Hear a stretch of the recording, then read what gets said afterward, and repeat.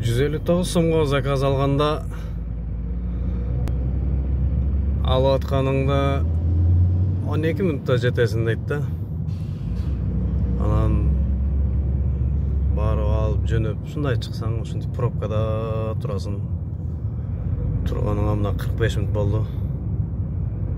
159 сом үчүн. Такси ушундай экен да.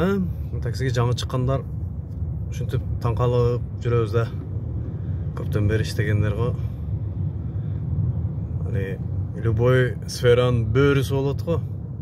Бөрүлөр бөлүшпөйсүңөр советтен. О, час пик пробка маалда кантип заказ аласыңар, кайсыл жака аласыңар, жазып кеткиле.